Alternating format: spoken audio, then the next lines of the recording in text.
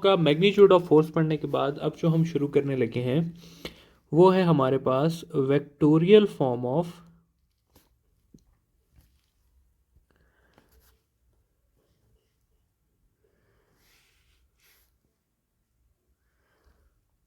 Coulomb's law.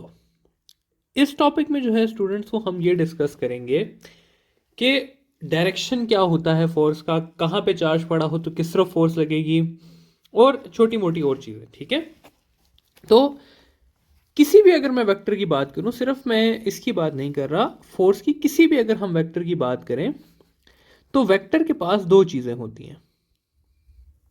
Vector के पास एक उसका मैग्नीट्यूड होता है और एक उसका डायरेक्शन होता है।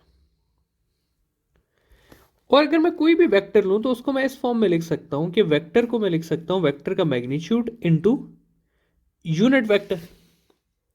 अब मैग्नीट्यूड जितना था फोर्स का वो हमने पढ़ लिया। अब हमने जो देखना है वो ये देखना है कि भाई इसकी वेक्टर फॉर्म क्या है।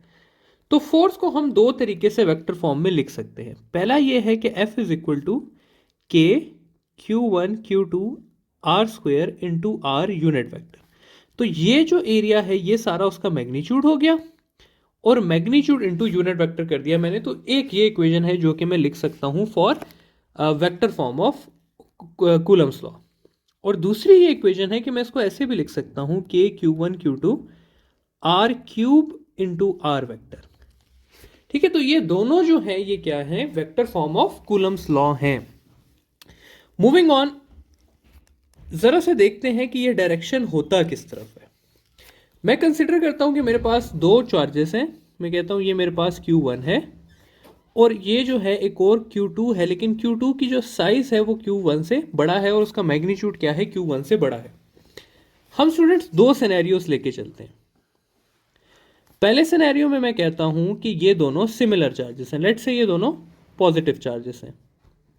और दूसरे सिनेरियो में मैं ये लेके चलता हूं कि ये दोनों नेगेटिव ऑपोजिट चार्जेस हैं, यानी कि एक नेगेटिव है और एक पॉजिटिव है। अब क्या होगा कि ये दोनों जो हैं ये एक दूसरे को रिपेल करेंगे, यानी कि इसके ऊपर इस डायरेक्शन में फोर्स लगेगी जबकि इसके ऊपर जो है वो इस डायरेक्शन में फोर्स लगेगी। जबकि ये दोनों जो हैं ये एक दूसरे को अट्रैक्ट करेंगे, यानी कि इस तरह से फोर्स लगेगी।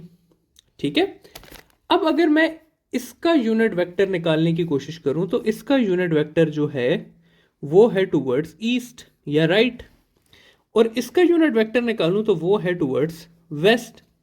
इसी तरह अगर मैं इसका यूनिट वेक्टर निकालूं तो वो है टुवर्ड्स ईस्ट, और अगर मैं इसका यूनिट वेक्टर निकालूं तो वो है टुवर्ड्स वेस्ट।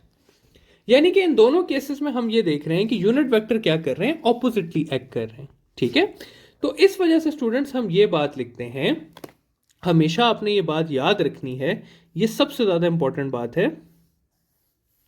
यहां पे पहले स्टेटमेंट की फॉर्म में लिखते हैं कि force between the two charges is equal in magnitude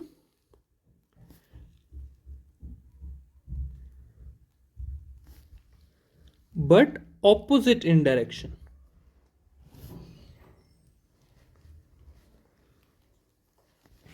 ठीक है, यानी कि अगर ये दो चार्जेस हैं मेरे पास, इसकी फोर्स F12 है और इसकी F21 है, तो मैं क्या लिख सकता हूं, मैं दो चीजें लिख सकता हूं। सबसे पहली चीज मैं ये लिख सकता हूं कि F12 और F21 मैग्नीट्यूड में इक्वल है। यानी कि अगर F12 2 न्यूटन है तो F21 भी कितनी होगी, 2 न्यूटन होगी। लेकिन अगर मुझे इसे वेक्टर फॉर्म में लिखना है तो मुझे लिखना पड़ेगा F12 is equal to minus F21, क्योंकि वेक्टर फॉर्म में ये क्या हो जाती है, एक दूसरे के ऑपोजिट हो जाती है। ये चीज लिखना कि F12 is equal to F21, ये बिल्कुल गलत होगा। क्यों गलत होगा, क्योंकि ये वेक्टर्स हैं और इनका डायरेक्शन ऑपोजिट है।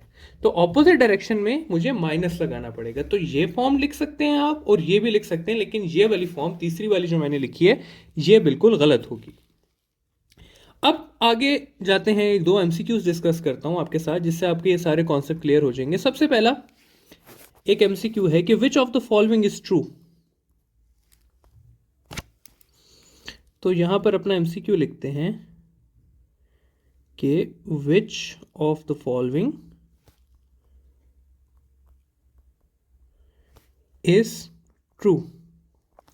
ऑप्शन में आपको दे देता हूं F12 is equal to minus F21। Second option दे देता हूं F12 is equal to F21। Third option में आपको दे देता हूं F12 is equal to F21। और डी ऑप्शन दे देता हूं ऑल ऑफ दीज के ये सब के सब करेक्ट है। देखिए स्टूडेंट्स, ये पहला ऑप्शन गलत है क्योंकि पहले ऑप्शन में हमें मैग्नीट्यूड दिया हुआ है और मैग्नीट्यूड जो है वो F12 का F21 के इक्वल होता है, ऑपोजिट नहीं होता, क्योंकि मैग्नीट्यूड में ऑपोजिट वाली बात ही नहीं आती। दूसरे में हमें वेक्टर दिया हुआ है और कहा हुआ है कि ये दोनों वेक्टर्स इक्वल हैं, जबकि दोनों वेक्टर्स जो हैं वो ऑपोजिट के इक्वल होते हैं। तो ये इक्वेशन इस फॉर्म में ठीक होगी। तीसरी जो इक्वेशन है वो ठीक है और उसमें ये बात की भी है कि मैग्नीट्यूड्स जो हैं वो इक्वल होते हैं। तो ये बात ठीक है क्योंकि हमें पता है कि मैग्नीट्यूड्स क्या होते हैं, इक्वल होते हैं। तो ये जो सी ऑप्शन है आपके पास, ये आपका करेक्ट ऑप्शन है। ठीक है। एक और कॉमन सवाल है स्टूडेंट जिसमें आप लोग हमेशा जो है वो कुछ ना कुछ गलती कर जाते हैं। सवाल बहुत सिंपल सा है कि दिया होगा कि a charge of 8 coulomb exerts a force of 8 Newton on a charge of 0.01 coulomb. ठीक है। तो the force exerted by 0.01 coulomb charge is. देखिए, अब इतना सिंपल सा सवाल है कि एक बड़ा चार्ज है 8 कूलम का, यानी कि एक बहुत बड़ा चार्ज आपको दिया हुआ है और एक बहुत छोटा सा चार्ज दिया हुआ है। कहा हुआ है कि ये चार्ज इस चार्ज पे 8 न्यूटन एक्सर्ट करता है, तो ये कितनी करेगा। अब आप लोगों का माइंड इस तरफ चला जाता है कि भाई ये बड़ा चार्ज है तो ज्यादा फोर्स एक्सर्ट करेगा, वो छोटा चार्ज है तो कम करेगा। तो अभी हमने पढ़ा कि दोनों फोर्सेस जो हैं वो इक्वल ही फोर्स एक्सर्ट करेंगे। तो ये जो छोटा चार्ज है ये भी 8 न्यूटन ही एक्सर्ट करेगा, लेकिन क्या, ऑपोजिट डायरेक्शन में। ठीक है। तो चार्जेस के मैग्नीट्यूड से फर्क नहीं पड़ता, अगर दोनों चार्जेस इक्वल हैं तो वो इक्वल फोर्स एक्सर्ट करेंगे इररिस्पेक्टिव ऑफ देयर मैग्नीट्यूड, क्योंकि फोर्स जो है वो म्यूचुअल होती है, किसी इंडिविजुअल चार्ज की वजह से नहीं होती। मूविंग ऑन, ये जनरल इक्वेशन के सवाल करने के अब हम जाते हैं नेक्स्ट सवाल अपना करते हैं जो कि वेक्टर से ही रिलेटेड है। सवाल आपका इस तरह से आएगा कि आपके पास 3 चार्जेस हैं, 3 charges A, B and C are placed as follows. Find the point at which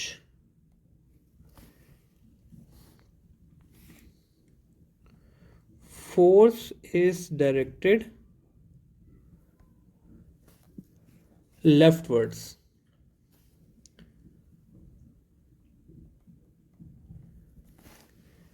जो आपको फिगर दी हुई है वो ये है कि ये आपके पास सी चार्ज है, ये आपका बी चार्ज है और ये आपका ए चार्ज है।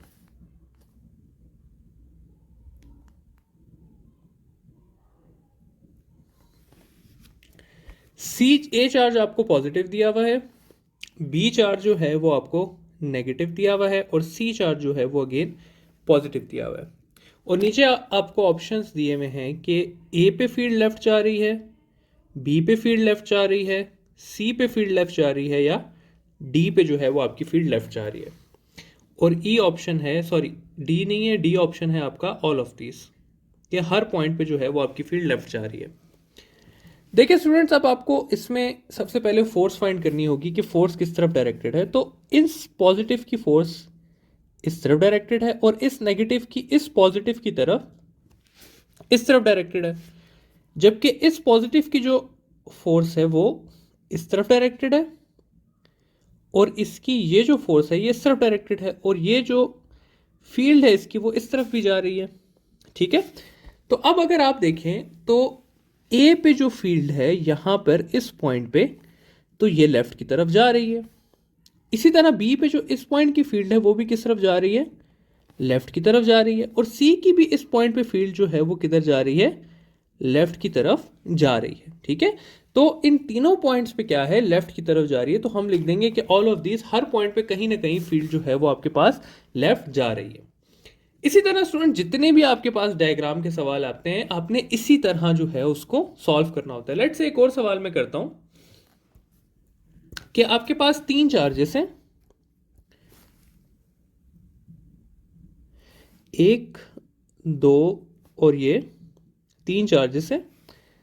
तीनों आपके पास जो है वो लेट से इक्वल चार्जेस हैं। इसको मैं ए नाम दे देता हूं, इसको बी दे देता हूं, इसको सी दे देता हूं। और ये तीनों जो हैं ये एक इक्विलेटरल ट्रायंगल की फॉर्म में पड़े हुए हैं। ठीक है, तो ये इक्विलेटरल ट्रायंगल की फॉर्म में हमारे पास पड़े हुए हैं। और मैं कहता हूं कि आपने बी की फोर्स का डायरेक्शन फाइंड करना है।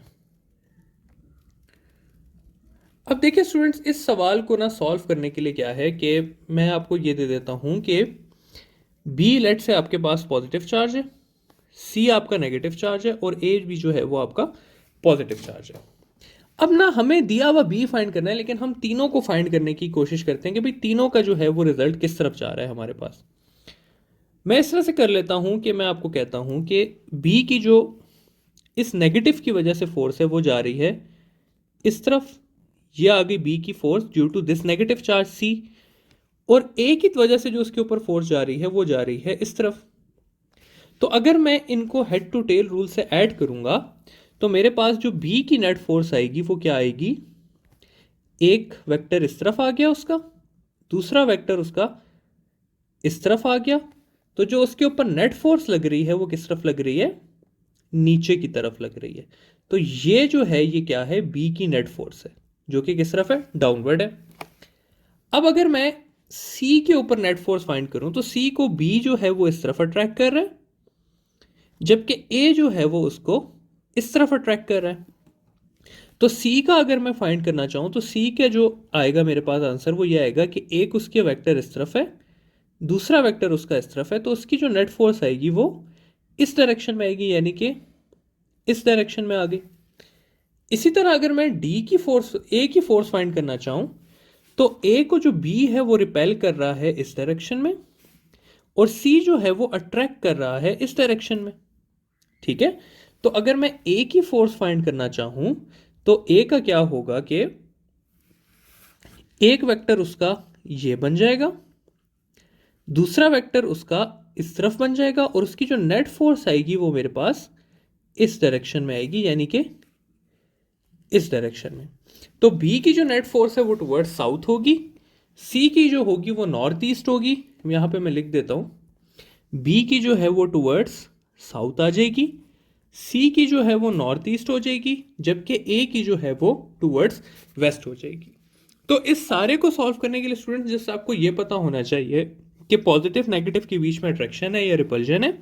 और दूसरी चीज़ जो आपको पता होनी चाहिए वो ये है कि आपको वेक्टर्स को सम करना आना चाहिए, ड्रॉ करना आना चाहिए। ठीक है, तो इस तरह से आप जो है वो कोई भी आंसर फाइंड कर सकते हैं। यहाँ पर हमारा कूलम्स लॉ का टॉपिक खत्म होता है। अब इंशाल्लाह हम इलेक्ट्रिक फील्ड की तरफ जाते हैं।